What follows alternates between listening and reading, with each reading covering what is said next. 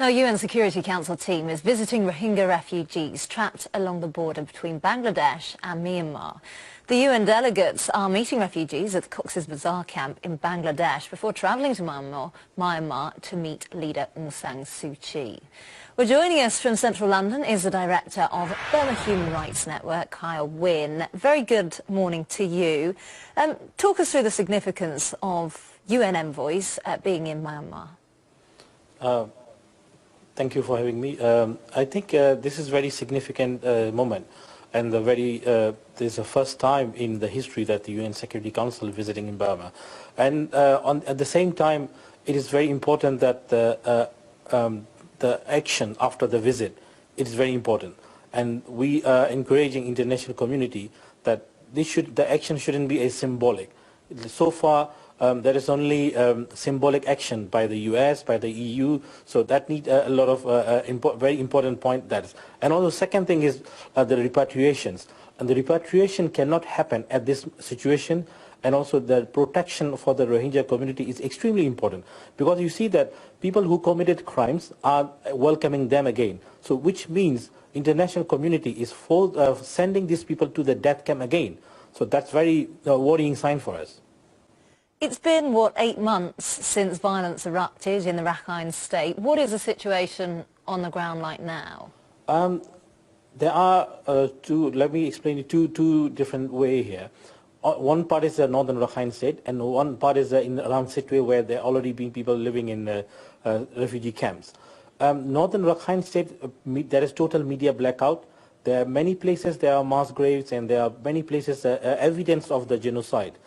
So the government is totally blockaded, and the 75% of the population has been wiped out.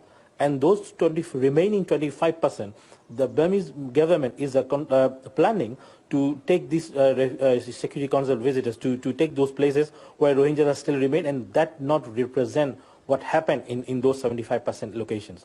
So that's one of the important things. And the second thing is, these people are facing forced starvations, because there is limited access to the healthcare, and there are hundreds of refugees, disabled people. They don't receive any medications.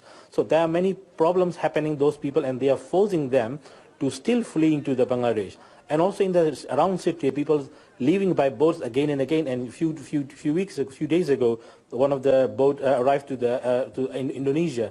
So I mean, there are systematic starvations and also oppressions are continuing, and without having noticed by the international community. That's a very important point. There has been a lot of criticism of Aung San Suu Kyi. What will the UN Security Council want to be hearing from her? I think she has totally failed international community. She cannot stand up for the right of the people, and for the human rights norms, and so that's from the very huge failure from her part. So also we received some kind of very shocking her comments about the women who've been raped. So that's why this unbelievably, this is a point we are very sad about. We expected her better than this, and international, especially Security Council, need to consider appropriate action those who are perpetrated the crime against humanity, because accountability is a very important point here that is missing. And also, there is only so far only symbolic actions has been taken, such as freezing the assets of the generals. They don't even have any assets here. So that's important thing. And there's also international traveling ban, and also more severe action need to be taken now.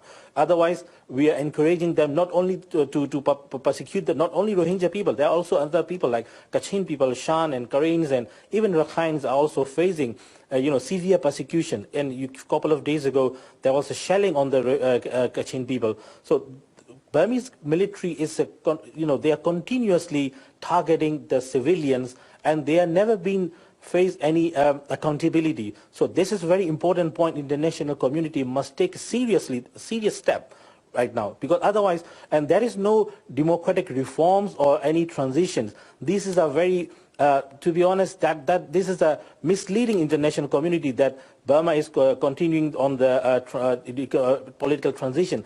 Actually, this is all designed by the military to control power, and they are continuously controlling all the economy and everywhere. Okay, thank you ever so much for your time. Appreciate that.